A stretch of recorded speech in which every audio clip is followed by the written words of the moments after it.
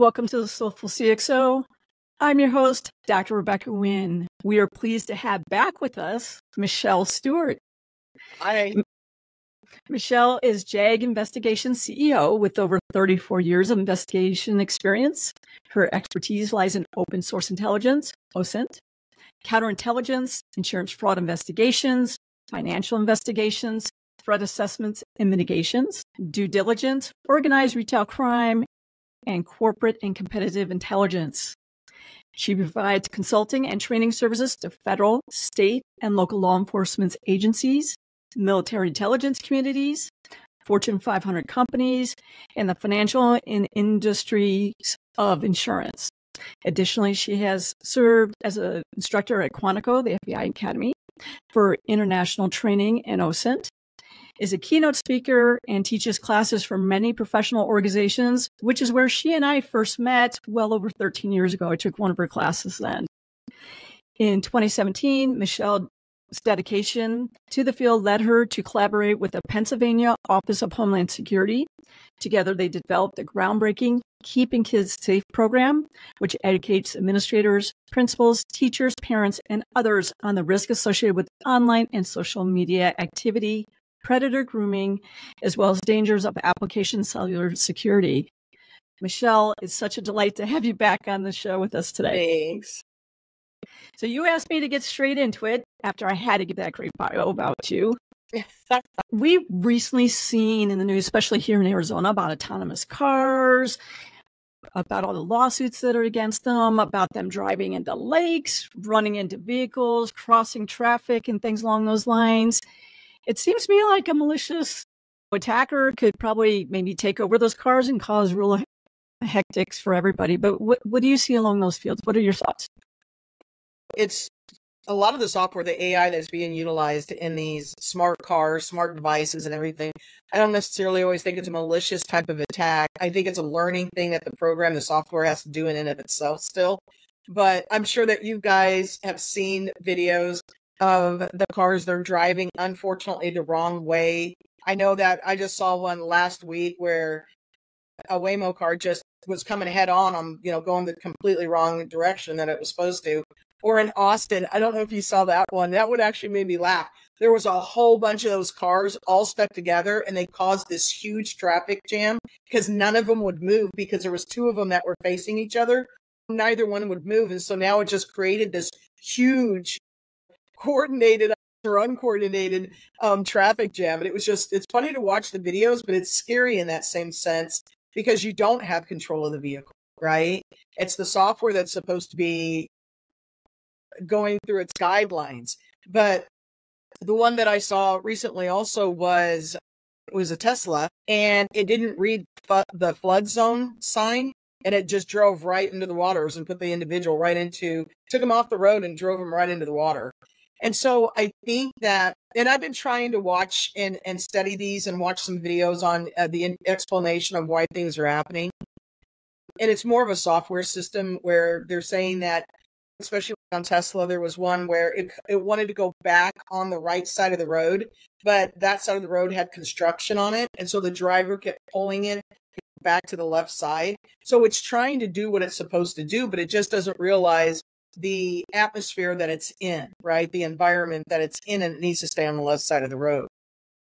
I think that this is going to be something continually that's going to happen just because things change. It's fluctuating environments that these vehicles have to go through. I won't do them. I won't ride in one. I want to have control. Maybe it's because I'm a control freak. I don't know. But I want to control my vehicles.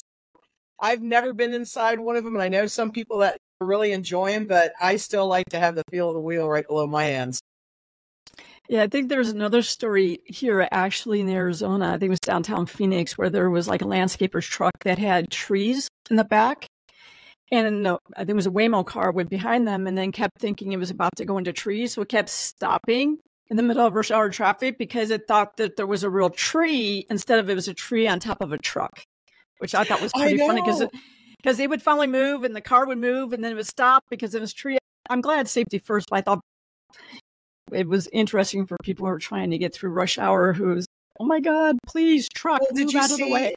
The other thing that I had to laugh about, I actually just saw it a couple days ago. People were taking cones, the traffic cones, and putting it on the hood of a Waymo because it would just stop it. It freezes them because it doesn't, it thinks it's in an area it's not supposed to be.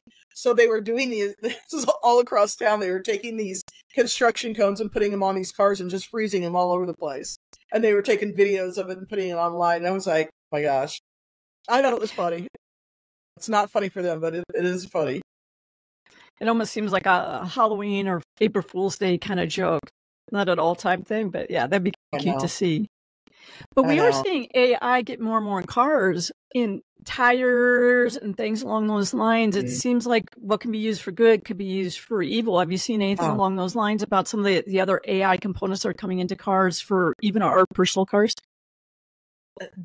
And I don't know if you've heard it or the listeners have heard of it. I just actually sat through some training on this, on smart tires. And there's a couple different components on smart tires, not only the affiliation of the application that's going to give pressure gauge information, the tread on the tire, but actually now it has geolocational information. So now it's usually within the valve, and I hope I'm saying this right because I'm not really mechanically this person, but that's where the chip is going to be located. And so there was a case where a high-end vehicle had all of their tires stolen, and they actually were able to track the tires down because of geolocational information within the smart tires. So everything, it's just wild that we have so many capabilities and so many things that could be utilized with AI, which I have always said, I think technology is a beautiful thing, but I also think it can be a very dangerous thing. And it's not just cars. We have it now in our medical fields. We have it in our financial institutions. We have it in our learning capabilities. And so AI is going everywhere. And everybody has their own opinion on it. I think it's moving pretty fast. And I like it. I've utilized it. I've utilized it in my presentations. I've utilized it to create outlines and training products for me and material. But in that same sense, I'm very weary of it also because I see the negative aspects that can happen by people utilizing it wrong. We've all heard deep fakes. We've all heard that. But there's so much more involved than just deep fakes when it comes into some of this AI stuff. Can you explain a little bit more about what is going on, not only by deep fakes, but we have the music industry. We end up having whose voice is being used for what, and is it okay to use it? Can you clone a voice? Can you not clone a voice? Things along those lines. Can you explain a little bit more about what's going on that and why people should be paying attention? Yeah, a couple things I could bring in. I've had to work some of these cases already where somebody calls somebody, and I know you've heard this. It's been all over the news. And in the background, you can hear that person's voice, like, "Daddy, help me, Daddy," or "Mom, they kidnapped me. They're going to kill me if we don't pay the money." And the person isn't there, obviously. And I actually had this happen to somebody that I know where her father received a call and saying that the Mexican cartels had his daughter, and unless he paid a certain amount of money, that they were either going to rape her or kill her or whatever they said to him. And he didn't realize that it was fake. Thankfully, he called his wife and she said, "She's standing right here." But the voice in the background was definitely his daughter. And so we have these really bad things that can happen now with technology and with the AI type of systems. And not only like that, now we also have these things called generators. And I talk about this in my class. And the thing about generators, which makes things scary for me in that sense, is they look so real.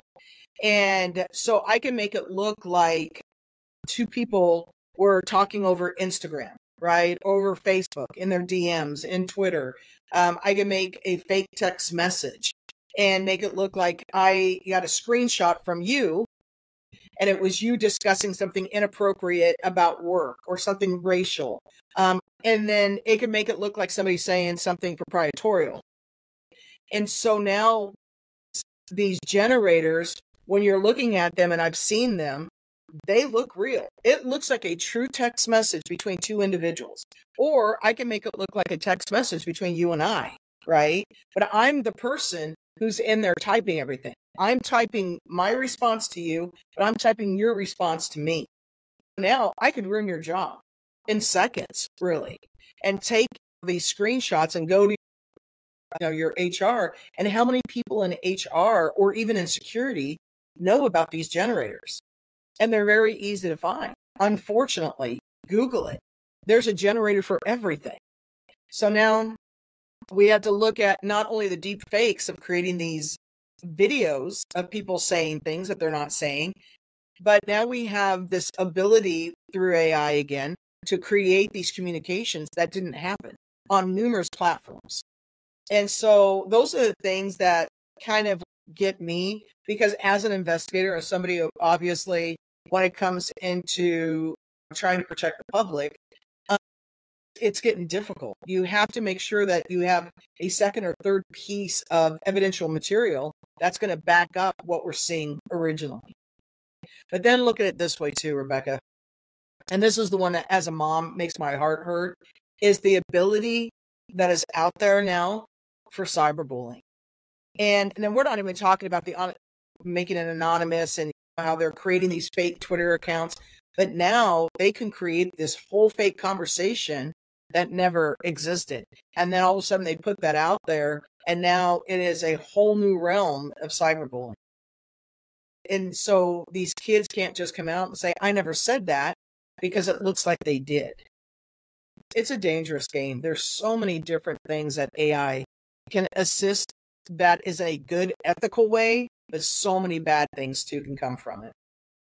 Yeah, we're seeing that a lot in a lot of the recent court cases that have been televised, because people are like, I took a screen capture and I took that screen capture and I made a PDF, and that's what I handed over to some law person or investigator. And I'm always like, where's the date and time? Where's the metadata that proves that you didn't go in and alter it? Because you can always delete a part of that chat. Oh, right? Yeah. What is the sentences before or after? Or if you have an image, you can totally go ahead and falsify the time and date and do an image and make a PDF. You don't know it's from that person. And then even if it was from that phone, how do you know that someone else didn't have access to my phone, either direct or indirect through maybe a software to do that? And so I tell people it's really easy for people to put that up on social media. But it acts is like, does it sound like and even before you say, does it sound like the person? Does it seem like that they would do that? We're in the area. But now with AI, my writing's out there, your writing's out there, make it sound like person X and the way that they speak.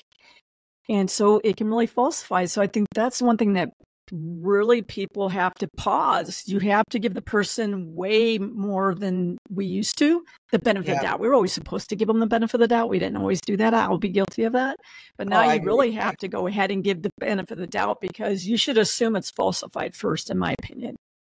But here's the thing too, is we can say that. And I think most of the people who listen to your podcast also has maybe a technical background and understand that. But really a high percentage of people don't understand this. They don't know that it's out there. And maybe they've heard of it. It's not that I'm saying that nobody's ever heard of AI. Everybody's heard of AI. But how it actually can be utilized and how easy it is to be utilized. One of my examples that I do in my class is I created this fake TikTok capture. And I took a photograph that was years and years old and not even from our country. And I created it, and I asked my class, how many people do you think this is real? And I made it into kind of a violent situation. And almost more than half of my class raised their hand.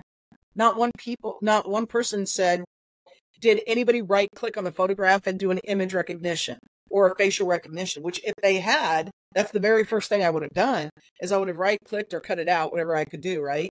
And done an image recognition. You would have immediately pulled it that it was a 10-year-old photograph out of another country that had made the news, right? But most people don't do that. They look at it, they see it, they believe it, and they forward it, they comment on it, right? And now this one thing that took me seconds to do has created its own life, and it's out there everywhere. I think it's really important that we have more education on this for people, especially within work environments. Because I've been called in now on a couple different things where somebody's been accused of saying something that they never did. And by asking a couple very specific questions, and especially on a text-to-text, I was able to show that situation never occurred. That what they were looking at was a generated communication, right? So I think that it's going to take education, not only into work environments, but into school environments. Because think of that, again, not only the cyberbullying, but we have the bomb threats, and you make it look like somebody else did it. That's what I said. I love technology, but in that same sense, I also don't like it because of the dangers behind it. I'm hoping that what we've been seeing a little bit of trend where news agencies are trying validating if there was artificial intelligence that were in play, or if someone's posted something as a news saying, hey, here's the picture of this wreck or something along those lines. You're like, wait a minute, this picture's from 2 years ago. This is from 5 years ago. Sliced and diced it, and we're going to make the stop. I'm hoping that comes into play a lot more going forward. I think that'll help. But it's too easy for anybody now to throw information out there and make people believe it. And part of it was good journalism. I saw it, but did I go ahead and get it verified versus 5 people just picked it up in the newswire, and because it was in 5 different newswires, I'm going to assume it's the truth. Oh my gosh, just wait. Look at how propaganda is being used, AI is being used in war, right? In countries that are having issues. Just wait until elections come here in the United States on both sides. And it's going to be so filled with propaganda, this fake information, these fake videos, these fake people saying things that they're not saying. It's going to be really difficult for people in just general to understand what is real and what isn't. And that's sad. It really is. I wish we could go back to the good old days sometimes. Most definitely. And I wanted to touch back a little bit when we were talking about deepfakes. Could we talk a little bit about voice and things go those lines? And then we also see the CEOs and CIOs and CFOs and people like that go ahead and their voice is cloned. I've also recently been consulting with people where they allow AI just to translate their voice into Japanese, another language. Yeah. I saw that and went, by the way, that is not the translation, and you guys should literally just put it out on LinkedIn and different places like that. I'm just telling you, if I was you, I would pull it down, but I wanted to bring it to your attention. What do you think about things like that, as especially when at times, like you and I both had to validate, both of us have had to save people's job because they're falsely accused. It's not only biometrics, it's the facial recognition.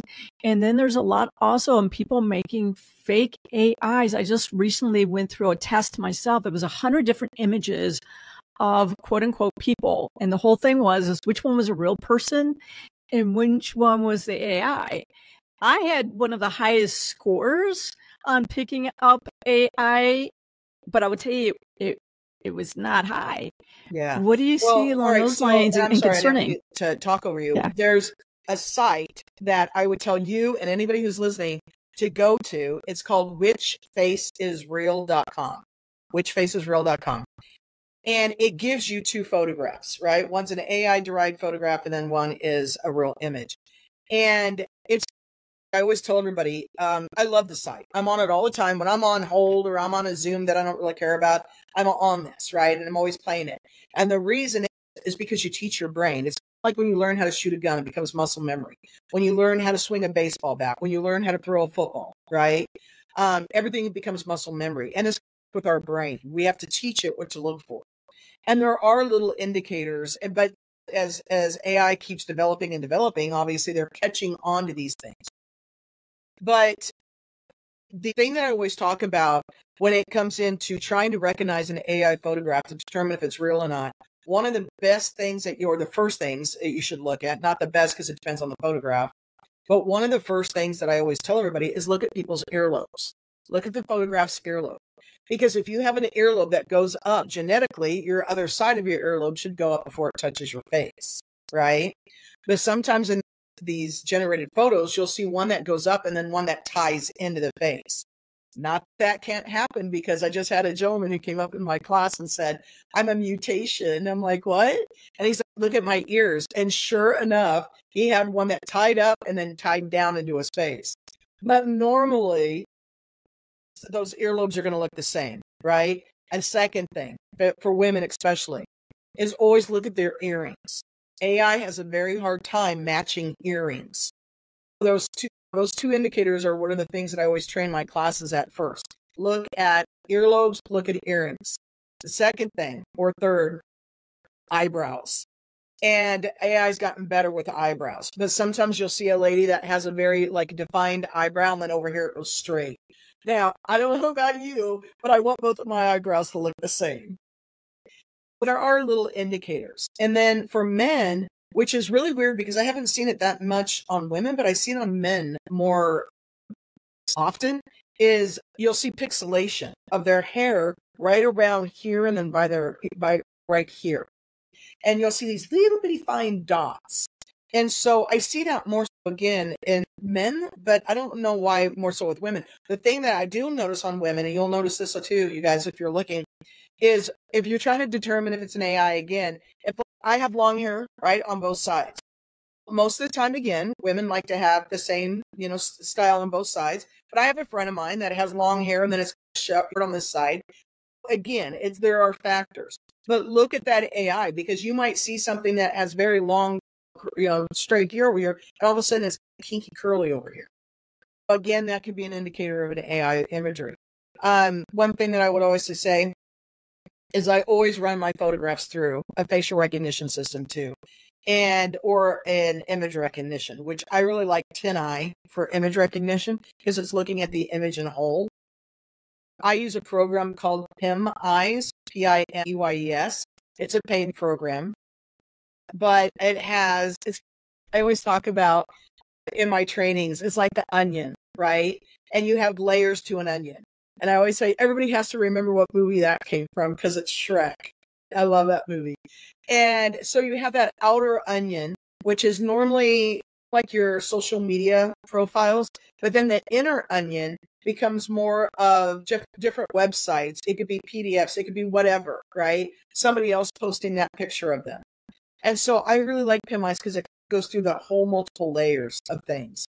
But on the imagery of AI, it is becoming better, and it's learning from its mistakes. And what you'll see a lot of is they're starting to do more sideways views, right? So you don't get that ability to look at two ears. Imagery. And then the other thing with AI imagery is it used to be predominantly you would get the face. You would just get the headshot. Now we have the ability to take that headshot, an AI created headshot, and now create multiple bodies for it, multiple things. Put them on the back of a truck drinking a Coke, walking down an alley with a coffee in their hand, looking out at the sunset. And so there are a couple ones out there that people have obviously heard of, Midjourney. But there's one that I really like called Starry AI. And it allows not only for imagery of realistically looking pictures, but also it gives you the ability to create old time, the black and whites. It allows you to take almost like pictures that look like paintings. People take their face and then it makes it look like a painting. Stuff like that. But there's generated photos, again, that will create AI created photographs and then allow you to create body, to that photograph, that head. It's becoming, more where you can really put together an entire figure. And then again, we all obviously know the deep fakes, taking somebody's face and putting on something else that happened. But that whichfaceisreal.com, you should actually go to it. It's actually pretty fun to play. I know the two places that I always look is the corner of the eye, because even if you had a bunch of Botox, it's really hard to get both eyes the same on the corners because most people aren't the same, even with a lot of Botox, and the corners of your mouth, because you always smile slightly off because your face is not symmetric, it's asymmetric. So those are the two things that I always take a look at, but I'm going to check out the ears because I usually don't pay attention to the ears. A perfect example of it is glasses. The glasses should have the same reflection on both sides. So always look at the glasses too. We do a lot of things on our phone, and I want to be asking about our phone. What do you think people should do more proactively to protect themselves on their personal phone and also on their work phone? Okay. My answer to this: stop Don't have a downloading phone. all these applications. Oh my gosh. First of all, read the permissible purposes, because a lot of people don't even do that. And do I always think that all the permissible purposes are within the application that it's putting out there? No, I don't, because it depends also on who the developer and what country it's coming from. Or incognito. Right? Exactly. And so my big thing is, again, I always say be very careful with what you're putting on your phone, for applications. I'm anti-application, and not because I don't like applications, just because I just want my phone to be as secure as possible. Second is always look not only at the applications that are going on your phone, but constantly when your phone's being updated, you need to go back in through all of your privacy settings and look at what's being added and what, has changed back or defaulted back. And I know that Apple had a big update, and one of the things that went viral and everybody was talking about was the journaling, right? And how you should go in there and disable that. So it's not just the applications that we have to, mind. We also, every time there's an update, I go back through the privacy settings and I make sure that they're to where I want them to be. If there's something that shows up and I don't understand it, I Google it. What does this have to do with my phone? If I disengage it, what is it going to do to my phone? So people need to be very proactive, not only, again, on the application, but also be proactive by looking in your settings. And if you don't understand what it is, Google it, figure it out, find out what it does to your phone. And if you disengage it, if it's going to affect it negatively. But one of the things that you've talked about in the past, when it comes into these applications, a lot of it has locational purposing, right? Like a location information. And the thing that I always say is where's that information going? And they could say all day long they're not selling their information. There's a ton of sites that share information. There's a ton of applications that share information that they pull with other applications. So you have to really look at not only the application you're putting on your phone, but who's it sharing your information with? And there's a grocery store app, and I don't want to say the grocery store. You guys can Google it and you can figure it out. There's an article about it, but it talks about how when you purchase things from this particular grocery store, and especially within the app, it shares that information, not only with Facebook, but with Google, with Pinterest, and with Snapchat. So what you're purchasing at the grocery store doesn't stay within your app. It's now being shared with other avenues and it becomes part of that advertising identification number thing and becomes direct marketable data. So there's a whole thing behind all these apps. And so you got to be really careful with it. Oh my God, I could talk about apps all day long, but you just be very careful with what you put on your phone. I think it's a really good point that if you're going to upgrade, take a look. And if the developer just says, I'm not going to tell you what I'm changing, I'm like, I ain't changing it. They do that consistently. There's a different application who's going to be more transparent in what they're doing from security and privacy perspective. You need an app. Look at those ones. It may cost you something. It may not cost you something. I say there's no free lunch, as you said, behind the scenes. If there's a free lunch, theoretically, it means that they're just selling your data behind your back and they're making money off it. 100%. So sometimes paying for something is a little better control. But if not, use another app as well too. If you're not using them, turn them off. Have something behind you watch you. But what I mean by watch is saying you haven't used this app in a month, you haven't used it in 2 weeks. Do you still need it? And if you don't need it, get rid of it. But you can always put it back if you do need it at a future time. This could be unrealistic too, but I also say if you have the capability of having more than one phone, right? So you have a phone that you want to make absolutely secure, especially for, work environment situations. And then you have a second phone that you don't care maybe it's so much, and you do have some more applications on that. But we have to be very careful with that too, is because a lot of people use their personal phones for their work. And I always say to me, it's a fine line that you got to draw. It depends again on what you're worried about. And if you don't have that job or you're worried about different type of information being leaked out, but having more than one phone is another option.